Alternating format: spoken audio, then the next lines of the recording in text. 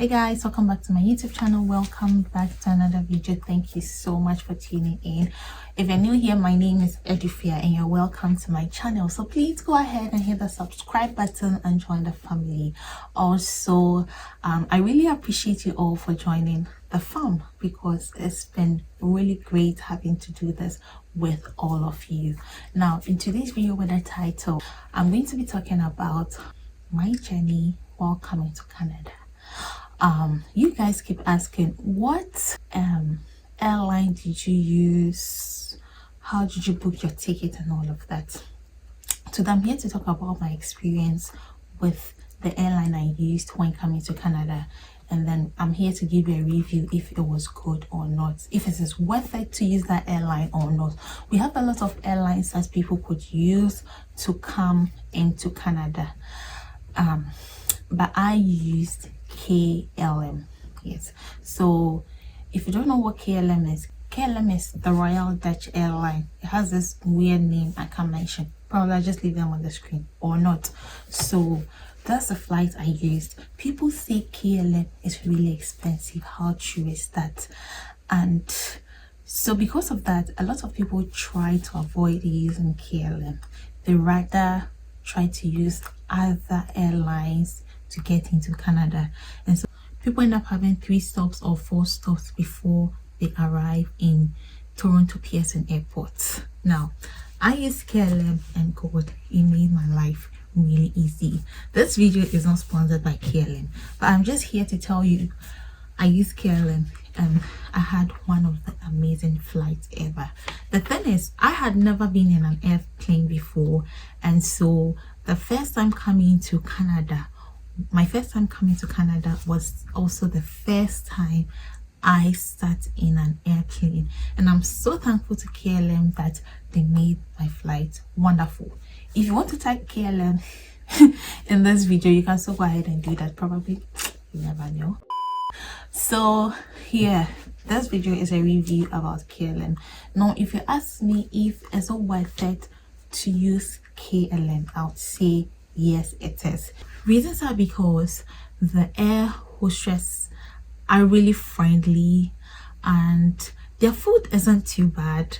And so if you're traveling for the first time, you can at least find something that you would munch on or eat, and everything is just comfortable and serene.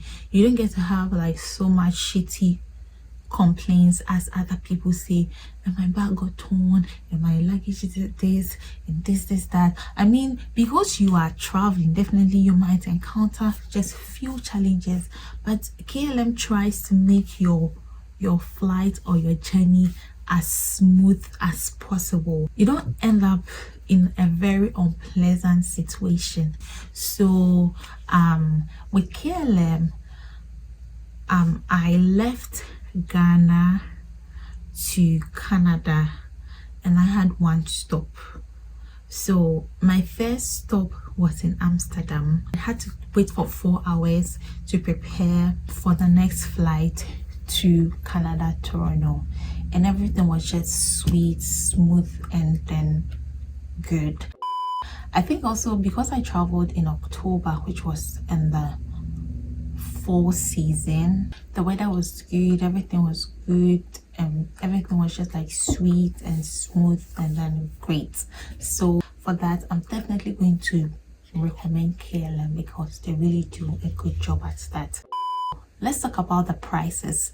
I know lots of people try to ignore using KLM because of how expensive it could be. I kind of got my ticket at a really cool price. I mean, even though it was like a bit outrageous, but I'm saying it was really cool because per the time I booked it, it should have been way expensive than I got it. And from where I was coming to, like from my origin to my destination, even made it way cheaper for me. So let me just give you the breakdown. I left Ghana to Amsterdam, which took almost like 7 hours, and then from, I think Amsterdam to Toronto should be about 8 hours. Then from Toronto to my city, which is standard pay, was almost like 2 hours. So you just do the calculation, and I got to pay everything at almost $1,200. That's how I got to pay. You might do the calculation now and think maybe, oh, this is cool, or you might think, oh, this is outrageous. You should also know that the exchange rate differs in every country, so keep that in mind. So that's how much I had I know we have people who use like Ethiopian airline and still pay $2,000 because KLM is so expensive. So if you want to book an airline to come to Canada, just go online and do your search and just look at the prices and see what would best suit you and what would also make you comfortable. Another thing about KLM is they are very specific on how much weight you carry. So for the standard weight, you need to have 23 kg, 2 bags which weighs 23 kg, and 1 bag that weighs 5 kg.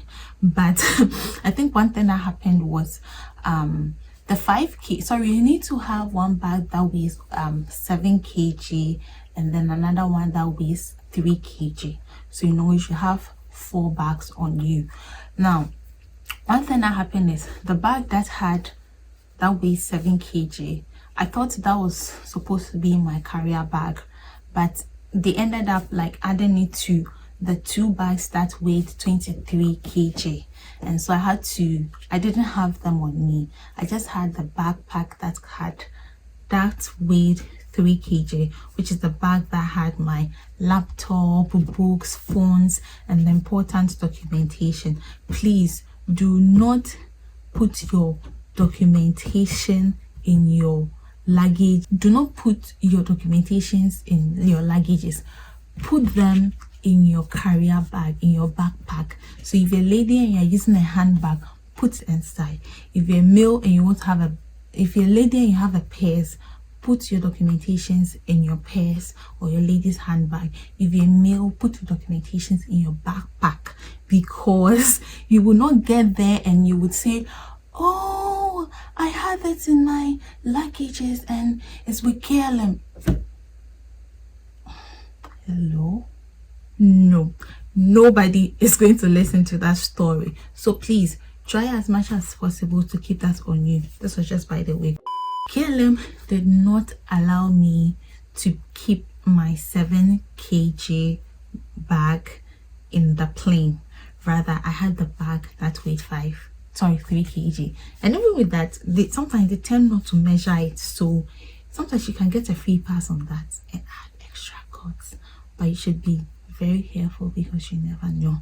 So if you have the backpack behind you, they don't think to check, they rather check like the big ones. So yeah, that was it. And so with KLM, when I was booking, I had to say I'm leaving Ghana to my city. So you don't say I'm leaving Ghana to Canada, or I'm leaving Ghana, or I'm leaving maybe Portugal to Canada, or I'm leaving UK to Canada. Canada is big and have different provinces and cities. So please state, I'm leaving Ghana to maybe Montreal, I'm leaving Ghana to Thunder Bay, I'm leaving Ghana to Toronto, I'm leaving Ghana. Be very specific. That way KLM would ship your items or your luggages straight from the airport to your city. If you don't do that and you mistakenly say I'm leaving Ghana to Canada and you get to Toronto, you're going to be given your luggages and you're like, okay, what am I going to do with this? Because you told them you're leaving Ghana to Toronto. I didn't tell them you're leaving Ghana to Thunder Bay. So I'm using Ghana because that's where I come from, and it's very easy to use that as a reference. So that's the kind of thing I want to bring to your attention. So please be specific when booking the flight. And also, you might still want to use KLM but might not have the money to book it, and you might think it's so expensive. KLM have flight tickets that go as cheap as $600 and even $700. Yes, but the only way you can get that is if you book your flight way ahead of the time. And so this normally favors people who have the intention of traveling or who have their visas and all their documentations ready. But if you are running in a last minute conundrum and things like that, and you need to, you're documented, for instance, international students, you're coming to Canada and your documents were not ready and school has begun, and you are 2 weeks, you've fallen 2 weeks short school period. If your documentation comes, you don't want to waste any time and go ahead and book. So it doesn't favor you. The closer you book your flight, the much expensive it is. But the farther the date, the less expensive less expensive your ticket cost. Let me break this down. If you are leaving your home country on maybe 2nd March and you book the flight on 1st January, you can even have it you can get the ticket at $500 or $600 using KLM. But if you are leaving your home country on 1st March and you book your flight on the 29th of February or 25th or 20th of February, it will be expensive. You will get that about $100 and $200, and so you'll be like, oh my god, KLM is so expensive. But it could really be cheap, like relatively cheap, let me just use that word. So please look out for that as well.